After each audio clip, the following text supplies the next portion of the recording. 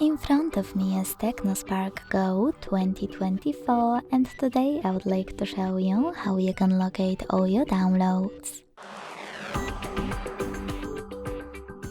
First of all, you need to find an app called Files. When you find it, click on it.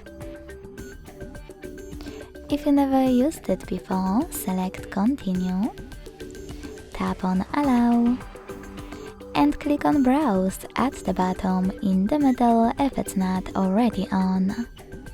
Then select the Downloads category. As you can see, all my downloaded files are over here. To access one, click on it. Thanks so much for watching. If you enjoyed this video, leave a like, comment and subscribe. Bye!